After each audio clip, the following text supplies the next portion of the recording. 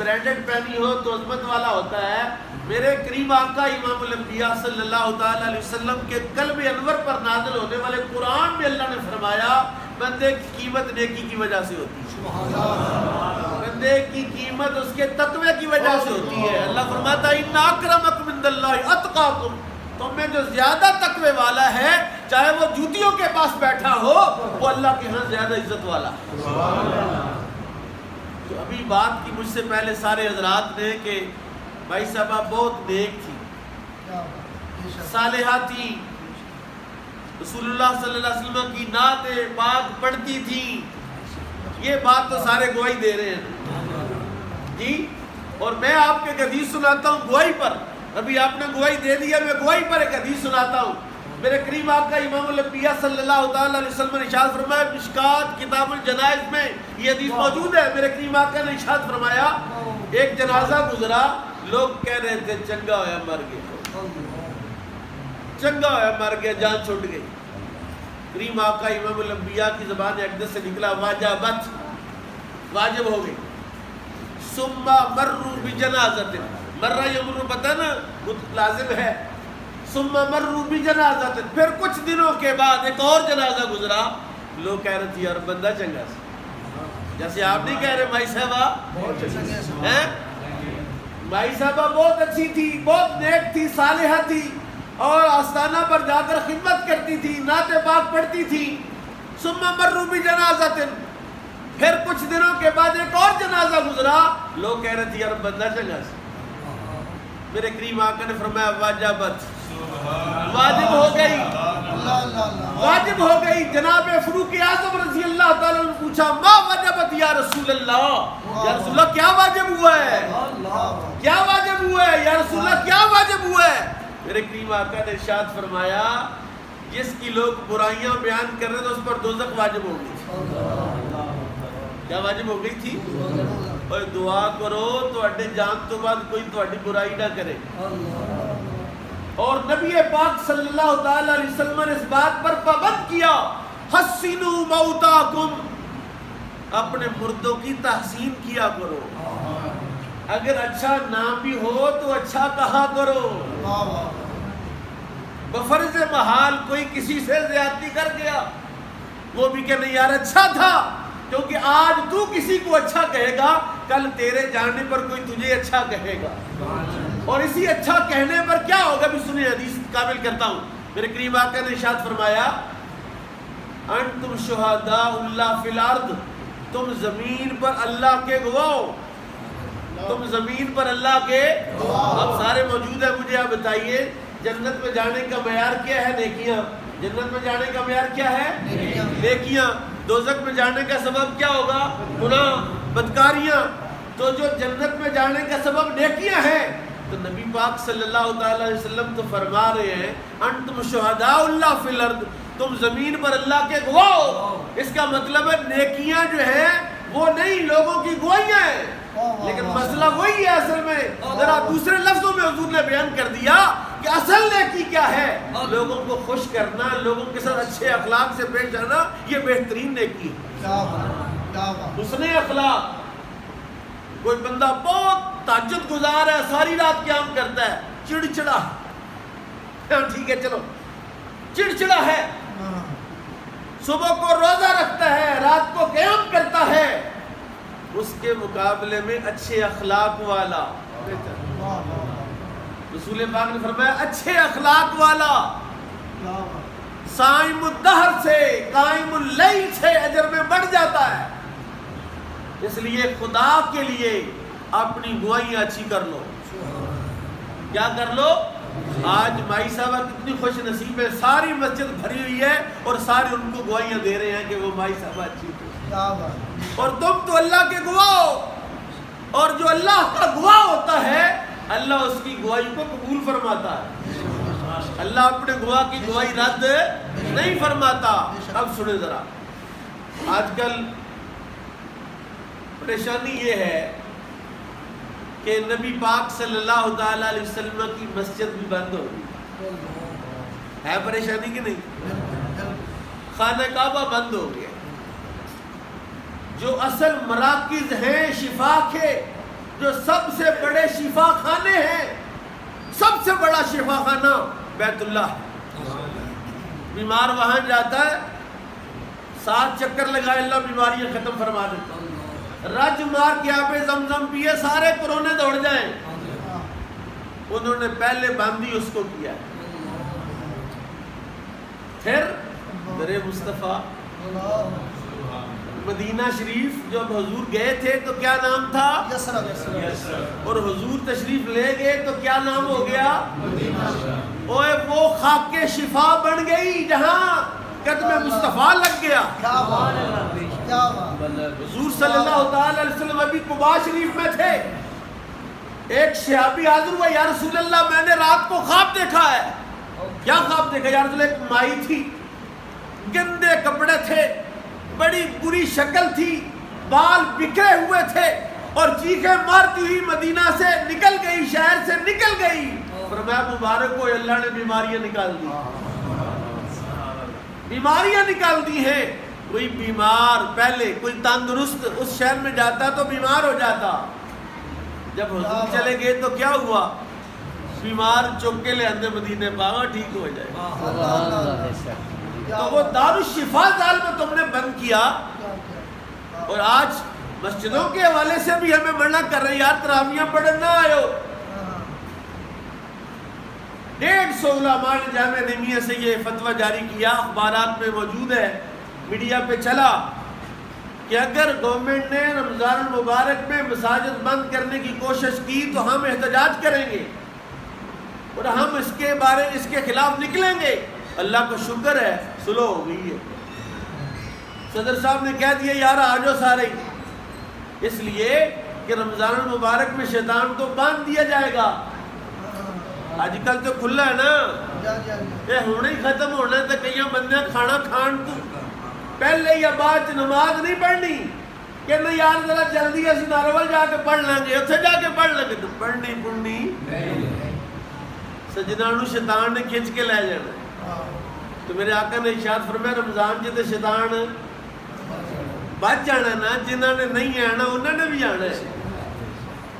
میں 3 جمعے پہلے شاہ صاحب، جس دن پہلا جمعہ تھا پابندی ہوئی، میری مسجد میں سامنے دروازہ نظر آتا ہے، میں بیٹھا تقریر کر رہا تھا، مسجد بھری ہوئی تھی اندر سے، پچھلے دروازے سے کافی لوگ تھے، لیکن دروازے پر لوگ جب مڑ واپس جاتے رہے مجھے بڑی تکلیف ہوئی۔ میں ان کے پہلے ان کو کہتے تھے مسجد میں آؤ تو یہ آتے نہیں تھے، اب آئے ہیں تو اللہ نے دروازہ بند کر دیا۔ مجھے لگتا ایسے ہے کہ کوئی توبہ کا دروازہ بھی اسی طرح کا کوئی سسٹم ہونا ہے کہ توبہ کرنے کی کوشش کرنی ہے تو توبہ، رسول پاک نے ارشاد فرمایا نا قیامت والے دن سارے بندے سجدہ کرنے کی کوشش کریں گے، لیکن سجدہ ہوئے گا کنا کلو ہوئے گا جڑے آتے سجدہ کر دیں۔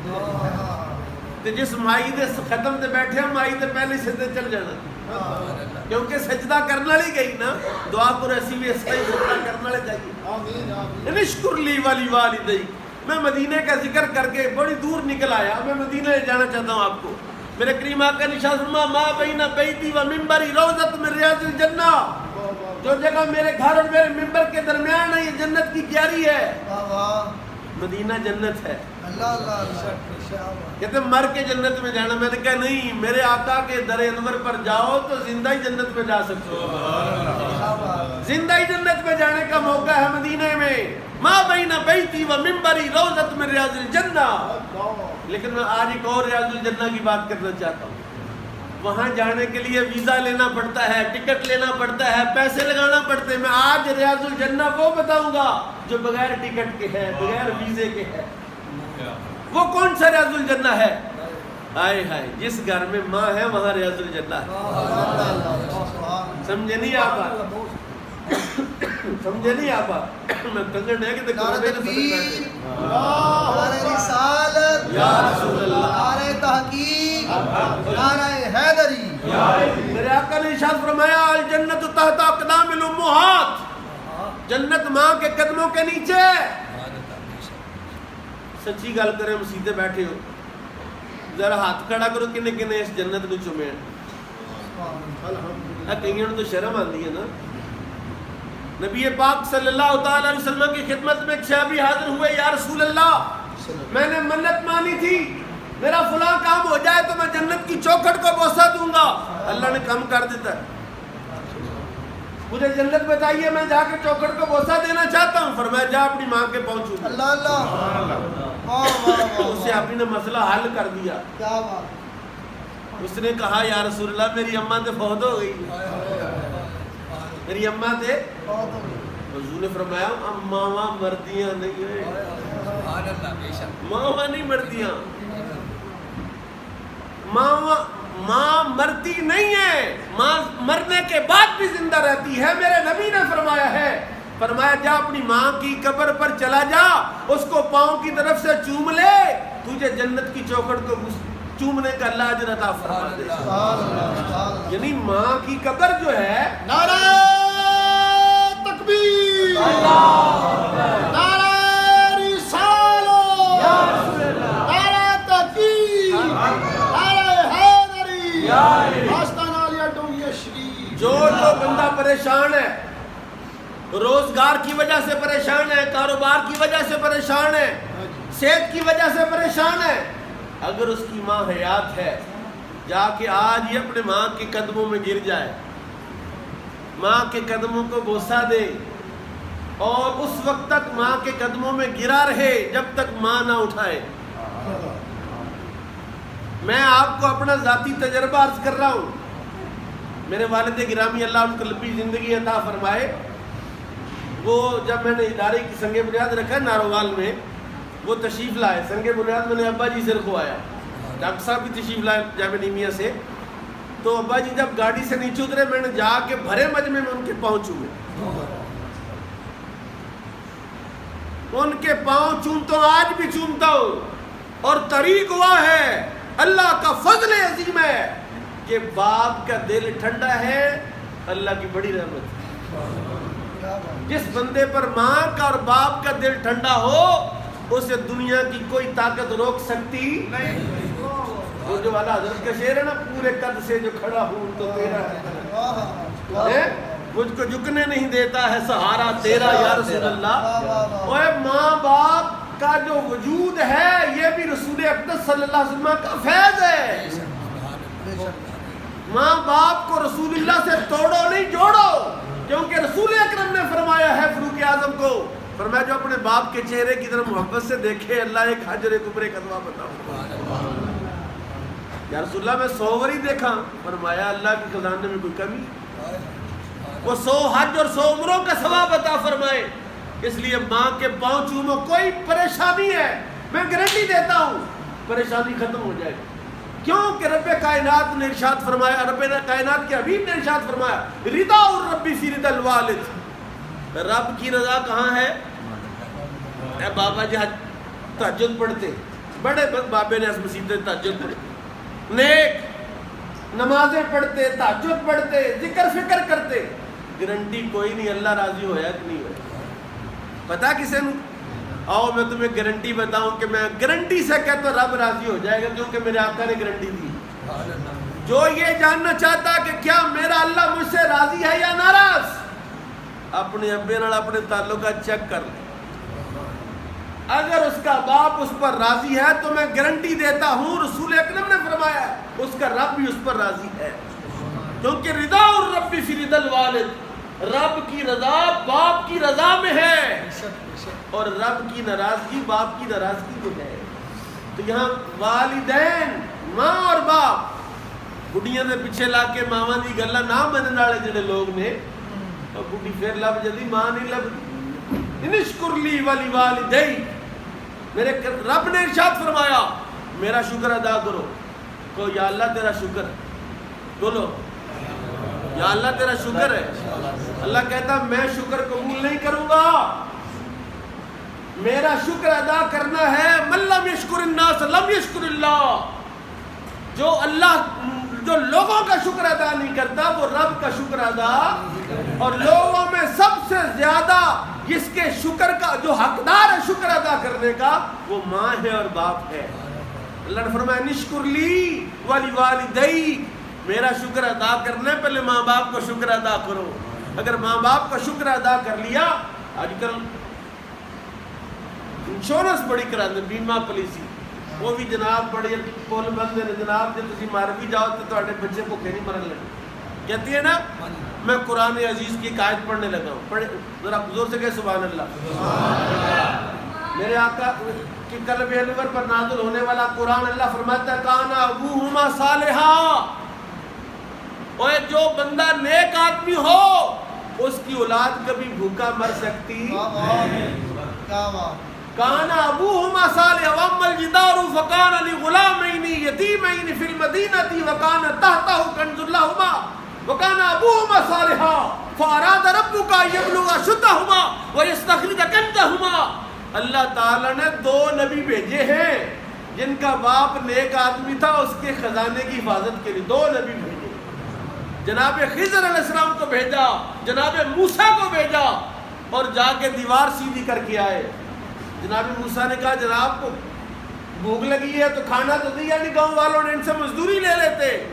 رب نے فرمایا فاراد ربک، تیرے رب نے ارادہ فرمایا ان یبلغ اشدہما، اپنی اولاد کے مستقبل کو بہتر کرنے کے چکر میں اپنی زندگی برباد کرنے والوں غور سے سنو، پڑھو سورہ کہف کو۔ اگر اپنی اولاد کی زندگی بہتر کرنا چاہتے ہو نیک ہو جاؤ، اگر تم نیک نہ ہوئے کروڑوں روپیہ بھی چھوڑ کے جاؤ گے تو بچے بھوکے مریں گے، خدشہ ہے، خطرہ ہے، وہ محتاج ہو جائیں گے۔ لیکن اگر تم نیک ہوئے تو اللہ تعالیٰ تمہارے بچوں کو بھوکا مرنے، ان کو ذلیل ہونے، ان کی عزت کی حفاظت اللہ فرمائے گا۔ نشکر لی ولی والدی، میرا شکر ادا کرو اور اپنے والدین کا شکر ادا کرو۔ میں ایک حدیث عرض کرتا ہوں آپ کو، میرے کریم آقا نے ارشاد فرمایا، کہتے ہیں نا من بنا مسجدا بنا اللہ لہ بیتا فی الجنہ، حضور نے فرمایا کہ جو اللہ کے لیے مسجد بناتا ہے اللہ جنت میں اس کے لیے گھر بناتا ہے۔ آج میں ایک اور حدیث سنانے لگا ہوں آپ کو جنت میں گھر بنانے کی۔ حضور نے فرمایا جو بندہ اپنے باپ کو یا اپنی ماں کو ایک لقمہ کھلاتا ہے، ایک لقمہ ایک نوالا کھلاتا ہے، اللہ جنت اسے محل عطا فرمائے گا۔ جو 2 لقمے کھلاتا اللہ 2 محل عطا فرمائے گا۔ وہ ماں باپ کے لیے کچھ کھانے کو لے کر جانا، دوست آتے ہیں پھل کاٹ کر جی کھاؤ جی، جی کھاؤ جی، وہ رات کو سونے سے پہلے ابا راضی کر کے سو، ابا راضی ہو گیا، ماں راضی ہو گئی، رب راضی ہو جائے گا۔ اگر اس رات جانا پڑ گیا تو اس حال میں جائے گا کہ رب بھی تجھ پر راضی ہوگا۔ اب دوسری حدیث سنو، ایک صحابی نے کہا یا رسول اللہ میری اماں، میں اس کی ہر ضرورت پوری کرتا ہوں، ہر ضرورت، کپڑے لے کے دیتا ہوں، پیسے بھی دیتا ہوں، روٹی بھی کھلاتا ہوں، لیکن جب وہ میرے گھر آتی ہے ایسی کوئی وکھی پاڑ بات کرتی ہے نا کلیجہ جلا کے رکھ دیتی ہے۔ یا رسول اللہ مجھے کیا کرنا چاہیے؟ نبی پاک صلی اللہ تعالی علیہ وسلم کا چہرہ غصے سے سرخ ہو گیا۔ یہ اس وقت سرخ ہوتا تھا، غصہ اس وقت حضور کو چڑھتا تھا جب کوئی بات ایسی ہوتی جو حضور کو پسند نہ ہے۔ وہ صحابی خاموش ہو گیا، فرمایا تیری ماں اگر چھری لے کر تیرے جسم کا گوشت کا ٹکڑا کاٹ لے، بالفعل وربلی کاٹ لے، صرف یہ خیالی بات نہیں، حضور نے فرمایا تیرے جسم کا ٹکڑا کاٹ لے، گوشت نکال لے تیرے جسم سے، پھر بھی تو نے ایک رات کا بھی حق ادا نہیں کیا، تجھے اس کی زبان تکلیف دیتی ہے۔ سوچ تو صحیح، جب تو چھوٹا بچہ تھا تو ہل نہیں سکتا تھا، جب تو ماں کے پیٹ میں تھا تجھے کتنی تکلیفوں کے ساتھ اس نے پیدا کیا ہے۔ جب یہ کائنات امام الانبیاء صلی اللہ تعالی علیہ وسلم کی عظیم نعمت، حضور رحمۃ اللہ عالمین ہے نا، حضور رب تعالیٰ کی نعمت کبریٰ ہے، رسول پاک کی وجہ سے جو نعمتیں ہمیں میسر آئی ہیں وہ ماں اور باپ ان میں سب سے بڑی نعمت ہے۔ وَإِن تَعُدُّوا نِعْمَتَ اللَّهِ لَا تُحْصُوهَا، رب کا قرآن کہتا ہے اگر اللہ کی نعمتوں کو گننے لگو تو گن سکتے، اور اللہ کی نعمتوں میں رسول پاک کے بعد سب سے بڑی اگر کوئی نعمت ہے تو ماں ہے اور باپ ہے. اس کو لائٹ نہ لیں, ابے کو اہم ہی نہ سمجھیں. اللہ تعالیٰ نے ابے کو رب کہا ہے. ابا کیا ہے؟ تو آڈا رب. اولاد کا رب کون ہے؟ ابا. میں قرآن کی آیت پڑھتا ہوں نا. ماں کیا ہے اولاد کے لیے؟ رب. رب کا قرآن کہتا ہے وَقُلْ رَبِّ ارْحَمْهُمَا كَمَا رَبَّيَانِي صَغِيرًا,